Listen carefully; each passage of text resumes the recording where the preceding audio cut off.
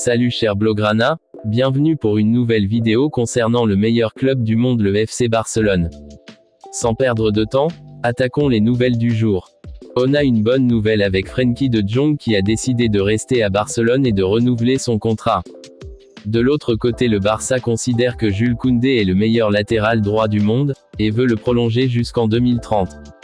Plus tôt cette semaine, Pau Cubarsí a rejoint Ronald Araujo, Pedri et Gavi en promettant son avenir au géant catalan, et bientôt, des démarches seront entreprises pour finaliser les termes de contrat avec des joueurs comme Lamine Yamal et Rafinha. L'un des joueurs qui fait partie du plan de renouvellement du club est Íñigo Martínez. Le défenseur vétéran a connu une excellente saison jusqu'à présent, et son contrat actuel devant expirer fin juin, des travaux sont déjà en cours pour s'assurer qu'il prolonge son séjour de 12 mois supplémentaires.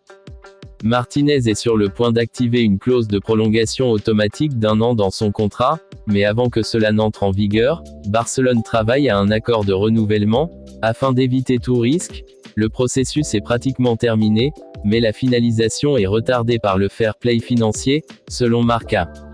Les renouvellements d'Araujo, Pedri, Gavi et Cubarsí ont laissé très peu de place dans la masse salariale du Barça, et par conséquent, il n'y a pas assez de marge pour prolonger Martinez.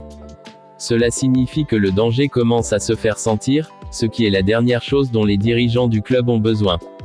En raison de la situation, Barcelone travaille actuellement sur différentes formules pour s'assurer que le nouveau contrat de Martinez sera enregistré auprès de la Liga, ce qui lui permettra de jouer sans problème.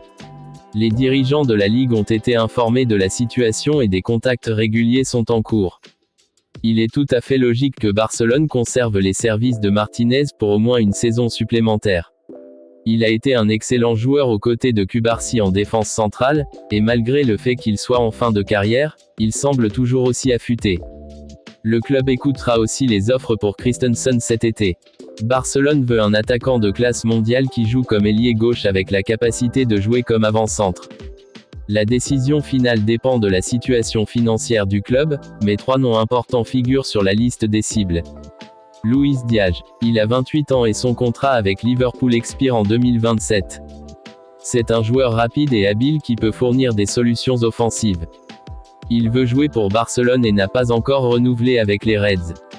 Le problème en est que son prix est élevé, et Liverpool ne veut pas le vendre à bas prix. Deuxièmement, Rafa Leao. Il a 25 ans et a un contrat avec Milan jusqu'en 2028. Il a de la vitesse et de l'explosivité offensive et a montré son niveau contre le Real Madrid.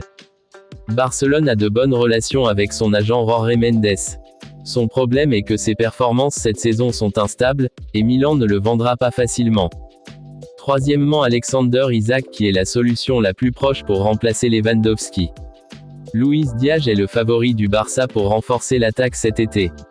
Il devance Rafael Leao et Nico Williams.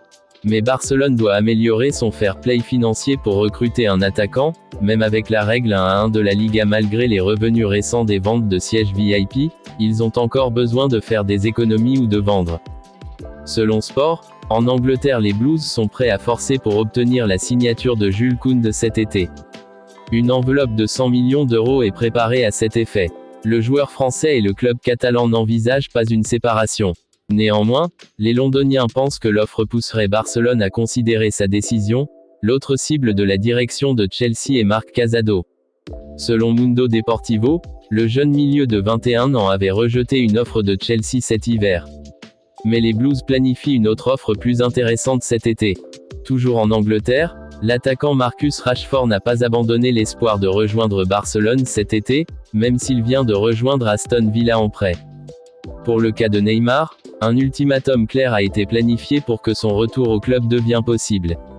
Le premier point est que Neymar devra renoncer à toute indemnité de transfert.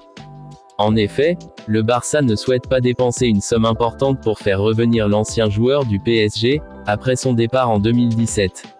La deuxième exigence est liée à ses performances. Neymar devra prouver sur le terrain qu'il peut être régulier et décisif sur une longue période. Le retour de Neymar à Barcelone dépendra donc de sa capacité à s'imposer et à maintenir un niveau de jeu élevé, notamment avec Santos, son club actuel. En ce début de semaine à Montjuïc, le Barça affrontera le Rayo qui est en grande forme. Mais nous n'avons pas le droit de laisser passer une occasion pareille. Le Barça peut se trouver leader du championnat en cas de victoire alors qu'il avait un déficit de 7 points il y a 3 journées. C'est le moment ou jamais. Et voilà pour les nouvelles du jour, aidez-nous en vous abonnant, de liker et de partager. On se retrouve très bientôt pour d'autres vidéos sur notre club de cœur, le FC Barcelone. Visca Barça et Visca Catalunya.